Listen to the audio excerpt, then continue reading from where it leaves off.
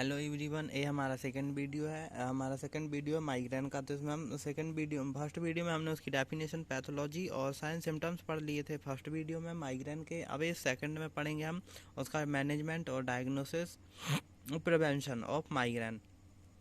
तो diagnosis, the phase of migraine attack, जो phase रहती है वो माइग्रेन अटैक करता है। फेज ऑफ माइग्रेन ने अटैक किया तो फिर जो ऑरा रहेगा 20 to 25 विजुअल डिस्टर्बेंस होगा। जो पेशेंट रहेगा उसको विजुअल डिस्टर्बेंस होगा, निस्टैग्मस या फिर involuntary, dryness of eye, xerophthalmia like symptoms मिलेगा किसमें, ऑरा फेज में। प्रेड्रोम में क्या होगा, जो प्रेड्रोम फेज रहेगी, प्रोड्रोम रहेगी, उसमें क्या होगा, आयरन जो फंक्शन रहेगा, फंक्शन और जो उसकी एक्टिविटी है वो अफेक्ट होगी। जैसे कि एविंग, मतलब पूरा मुंह खोल के उसको सांस लेना, ब्रीथ करना, टायर्डनेस हो जाएगा पेशेंट्स को, मूवमेंट डिफ़िकल्टी होगी, मूवमेंट डिसफंक्शन होने लगेगा, मूड चेंज हो जाएगा, पेशेंट का मूड चेंज हो जाएगा। किस में हो रहा है, प्रेडॉम फेज में क्या हो रहा है, अंगड़ाई लेगा, मुंह खोल के ब्रीथ करेगा, मूवमेंट डिस्टरबेंस होगा और मूड चेंज हो जाएगा। अब नाम आते हैं हेडेक।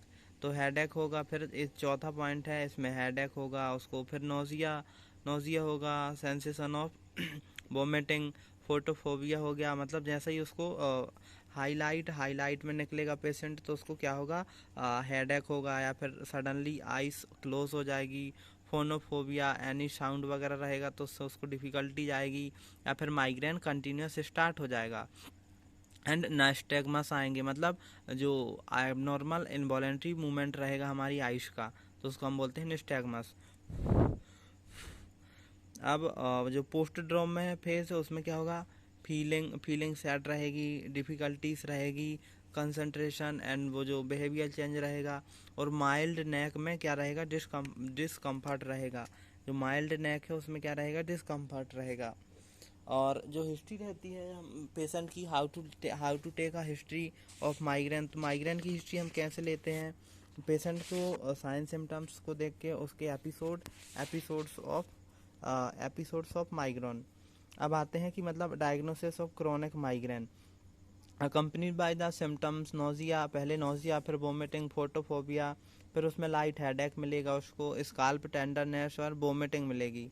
अब आते हैं एनसेफेलिक माइग्रेन। एनसेफेलिक मतलब जो हमारी सेफेलिस मतलब मेनिंजिस कवरिंग ऑफ ब्रेन, वो अफेक्टेड हो जाएगी। तो now the migraine with brain stem और बैसिलर, जो बैसिलर माइग्रेन रहेगा, जो बैसिलर हमारा जो पार्ट ऑफ ब्रेन रहता है वो अफेक्ट हो जाएगा। Migraine, brain stem, aura and basilar migraine.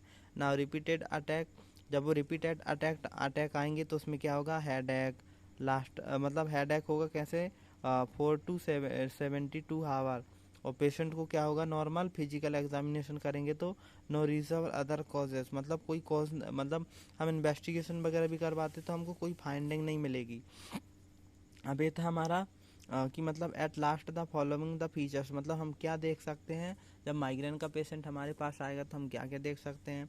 एक यूनिलैटरल पेन मिलेगा उसको, थ्रोबिंग पेन मिलेगा, मतलब रेडिएट टाइप का, मतलब हमारे ब्रेन के एरिया मोस्ट को अफेक्ट करेगा।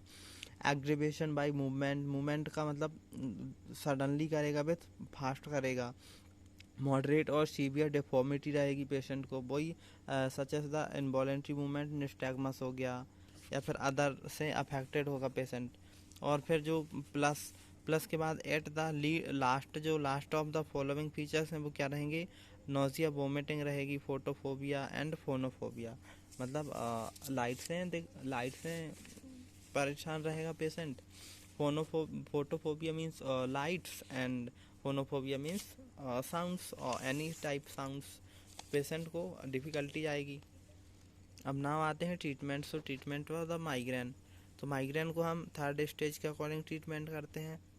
इसमें देते हैं हम एनसैट्स देते हैं, एनसैट की थेरेपी देते हैं। माइग्रेन डिसेबिलिटी असेसमेंट स्कोर है हमारे, इसमें 5 क्वेश्चंस होते हैं। इंक्वायरी टू लास्ट 3 मंथ में हम इंक्वायरी करते हैं, मतलब पेशेंट का पूरा हिस्ट्री टेकिंग लेते हैं। तो क्या होता है, इंक्वायरी लास्ट 3 मंथ। फिर ग्रेड फर्स्ट में क्या होगा, मिनिमल और इनफ्रिक्वेंट डिसेबिलिटी रहेगी, मतलब पेशेंट को डिफ़िकल्टी रहेगी पर मतलब मिनिमल रहेगी, कम से कम ही रहेगी। अब सेकंड आता है, सेकंड में माइल्ड और इनफ्रिक्वेंट डिसेबिलिटी। इसमें मतलब डिसेबिलिटी रहेगी पर ज़्यादा भी नहीं रहेगी, मिल्ड रहेगी, माइल्ड रहेगी। अब आते हैं थर्ड में, तो थर्ड में क्या रहेगा, मॉडरेट डिसेबिलिटी रहेगी 11 से 20, मतलब 11 to 20 ये मॉडरेट डिसेबिलिटी है। अब नाउ फोर्थ में क्या है, सीवियर डिफ़िकल्टी रहेगी greater than 20। अब आते हैं पेशेंट एजुकेशन। तो पेशेंट एजुकेशन मतलब हम पेशेंट को कैसे प्रिवेंट कर सकते हैं या फिर उसकी काउंसलिंग कैसे करेंगे। तो नॉन फार्माकोलॉजिकल में लाइफ स्टाइल इम्प्रूवमेंट, मतलब उसका लाइफ स्टाइल इम्प्रूवमेंट करवाएंगे तो उसमें हम पेशेंट से क्या क्या बोलेंगे कि मतलब उसको क्या क्या करना चाहिए। हेल्दी डाइट लेना चाहिए, प्रॉपर टाइमिंग पे खाना लेना चाहिए। हेल्दी डाइट में मतलब प्रॉपर न्यूट्रिशन, विटामिन्स, मिनरल्स लेना चाहिए, टाइम टू मतलब टाइम टू टाइम खाना खाना चाहिए रेगुलर। मतलब जो स्लीप पैटर्न है वो कंटिन्यू करना चाहिए, जितना उसका स्लीप टाइम है वो लेना चाहिए। रेगुलर एक्सरसाइज करना चाहिए पेशेंट को। अवॉइड एक्सरसाइज मतलब जो उसको क्या क्या बंद करना चाहिए, कैफीन और अल्कोहल का इंटेक रहेगा वो उसको कम करना चाहिए या फिर छोड़ ही देना चाहिए। और स्ट्रेस को अवॉइड करना चाहिए, उससे दूर रहना चाहिए, मतलब स्ट्रेस नहीं लेना चाहिए। मेडिकेशन करना चाहिए उसको, yoga, hypnosis such S A activity करनी चाहिए पेशेंट को। अब आते हैं ट्रीटमेंट में। तो what is the treatment, treatment में हम क्या देखेंगे, एनसैट्स की वो देंगे थेरेपी। तो इसमें decrease both severity duration of migraine attack. NSAIDs है तो non steroidal anti inflammatory drug analgesic है। तो इसमें severity of duration migraine attack करेगी, ये क्या करेगी हमारे एनसैट, मोस्ट इफेक्टिव रहेगी। और take early the migraine attack, मतलब जैसे ही माइग्रेन का अटैक आता है तो हमको ये ड्रग ले लेनी है एनसैट। अब लेस इफेक्टिव में क्या रहेगा, मॉडरेट टू सीवियर माइग्रेन रहेगा। पहले तो मॉडरेट रहेगा पर धीरे धीरे होते हुए सीवियर हो जाएगा। अब आते हैं मैनेजमेंट ऑफ अक्यूट सीवियर, मतलब जो उसकी लास्ट कंडीशन रहेगी अक्यूट और सीवियरिटी में तो हम उसको क्या क्या मैनेजमेंट करेंगे, मेड ओरल एजेंट देंगे। ओरल एजेंट में हम क्या दे सकते हैं उसको, क्रोसिन दे सकते हैं, आइबुप्रोफेन दे सकते हैं, पैरास्टामोल दे सकते हैं। सीवियर पेरेंटल थेरेपी में ट्रेमा हो गया, अदर जैसे कि कीटो ट्रेमा। अब आते हैं एनसेट्स में, 5 हाइड्रोक्सी ट्रिप्टामाइन रिसेप्टर एगोनिस्ट देंगे उसको। ड्रग थेरेपी में 5 हाइड्रोक्सी ट्रिप्टामाइन रिसेप्टर एगोनिस्ट देंगे और डोपामाइन रिसेप्टर एगोनिस्ट देंगे उसको। और CGRP रिसेप्टर एगोनिस्ट होता है जिसमें हम कौन से ड्रग आते हैं, रेमिजेस्टेन एंड अर्बोजेस्टबैन एंड राइमेजेस्टन एंड अर्बोबैंड, ये ड्रग देंगे उसको ड्रग थेरेपी देंगे 5 एनसेट्स में। Dopamine receptor, GERD receptor antagonist और 5 हाइड्रोक्सी ट्रिप्टामाइन रिसेप्टर एगोनिस्ट देंगे उसको। और 5 हाइड्रोक्सी ट्रिप्टामाइन एगोनिस्ट में क्या देखेंगे, लॉसमीटोन।